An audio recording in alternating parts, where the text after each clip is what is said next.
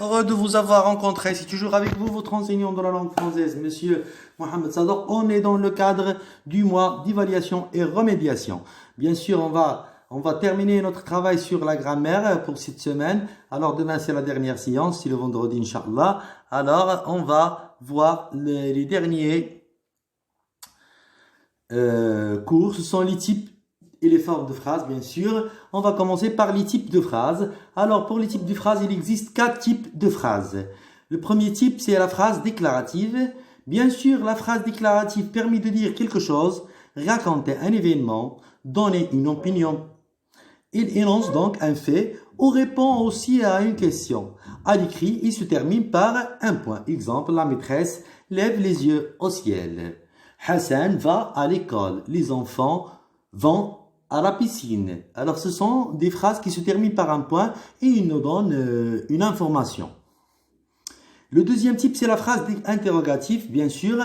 La phrase interrogative sert à poser une question à l'écrit et se termine par un point d'interrogation. Exemple, vous avez lu les nouvelles. Avez-vous lu les nouvelles? Est-ce que vous avez lu les nouvelles? Troisième type, c'est la phrase exclamative, bien sûr. La phrase exclamative permet d'exprimer un sentiment, la joie, la colère, la tristesse, pardon. À l'écrit, il se termine par un point d'exclamation. Quel beau spectacle, quelle belle nature, quel mauvais temps. Alors, le dernier type, c'est la phrase impérative ou injonctive. On peut aussi l'appeler injonctif. La phrase injonctive permet de donner un ordre, un conseil. Exemple, éteins ce poste tout de suite. Ici, j'ai donné un ordre. Le verbe est très souvent conjugué à l'impératif. C'est obligatoire.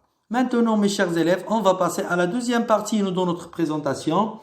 Les formes de phrases. Bien sûr, dans les formes de phrases, on a vu la forme affirmative. Bien sûr, la forme affirmative, la plupart des phrases sont les plus souvent à la forme affirmative. Exemple, vous mangez des frites. Vous allez à l'école. Le professeur parle à ses élèves. Alors, on donne une information que le professeur parle à ses élèves. Hassan va à l'école. Où va Hassan? Hassan va à l'école. On a donné une information. Deuxième forme, c'est la forme négative, bien sûr, quand on dit non. La forme négative, c'est quand on dit non. Quand il n'est pas à la forme affirmative, la phrase est à la forme négative, bien sûr. Exemple, vous ne mangez pas de frites. Ici, j'ai intégré les expressions de négation dans la phrase qui était informative pour la rendre négative. Dans une phrase négative, une négation est composée de 2 mots. Ne pas, ne plus, ne jamais, ne rien, ne personne, etc. La négation encadre le verbe quand celui-ci est conjugué dans un temps simple. Exemple, les enfants ne jouent plus dans la cour. Attention, la négation encadre l'auxiliaire quand le verbe est conjugué dans un temps composé. Attention, si on utilise le passé composé comme un temps composé, on va encadrer seulement l'auxiliaire. On n'encadre pas le participe passé. Exemple, les enfants n'ont plus joué dans la cour depuis longtemps. Alors, ici, un et plus ont encadré l'auxiliaire avoir. Et le participe passé joué, il est après la deuxième expression de négation plus. Maintenant, on va passer pour voir les exercices d'application, mes chers élèves. Premier exercice, pour chaque phrase. Indique s'il s'agit d'une phrase impérative, déclarative, exclamative ou interrogative. Première phrase, je ne vais pas au stade ce soir. Alors, c'est une phrase, on voit la notion de la phrase, ce qui nous donne une information, on pose une question, ou un sentiment, ou un ordre, ou un conseil, la terminaison aussi. Alors, pour déterminer le type de cette phrase. Aussi la deuxième phrase, quelle magnifique robe. Troisième phrase, viendras-tu nous rejoindre cet été? Quatrième phrase, attention, ne marche plus sur ce tapis. Alors, on doit indiquer le type de chaque phrase dans ces phrases-là.